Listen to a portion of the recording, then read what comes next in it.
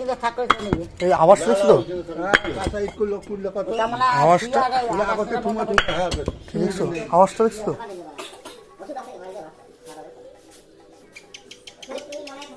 Good morning guys, welcome to my new another blog. তো সকাল সকাল আমি রেডি পুরা, আর আমি বের হয়ে গেছি। এই যে দেখো, তো যাওয়া যাক। পুরা গাড়ি আছে।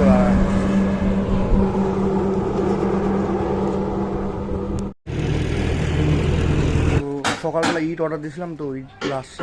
তো ওইখানে গিয়ে আমার পেমেন্ট করতে হবে। তো আগে দেখি ইটগুলো কোথায় আছে।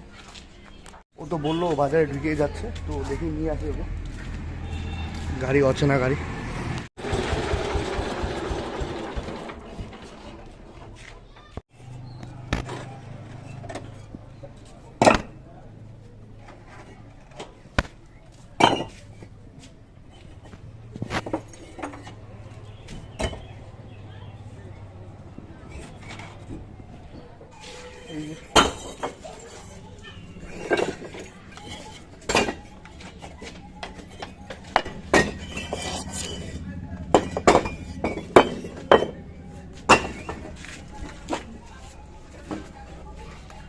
এটা হচ্ছে ইটের কোয়ালিটি, একদম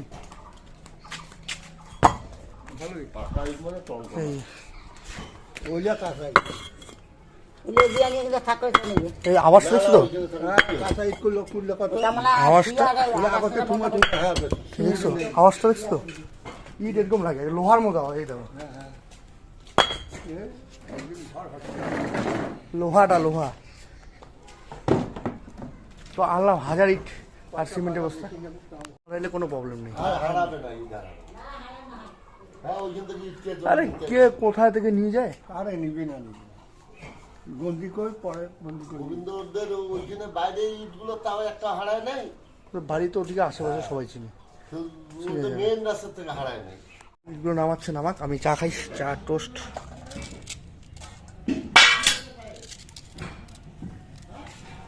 চলো ওষুধ, আর সকাল সকাল আমি এই ওষুধ না খাই গেছি আজকে।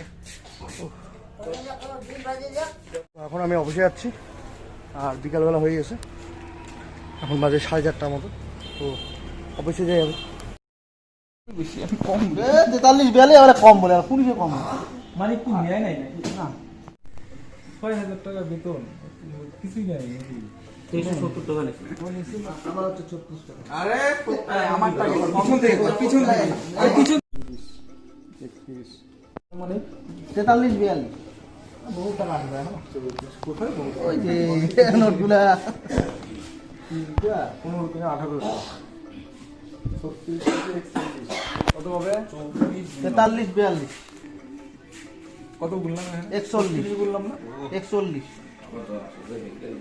36 পাশে 41 বললেন। কার জ্বর আসবে? কার? ওষুধ খাই সারে আবার একটু বাংলা খাই, বাংলা খেতে যাচ্ছে নাকি জ্বর? আবার দেখবে বলা ওষুধ আছে বাড়িতে 2 টাকা আমি দিয়ে দিব।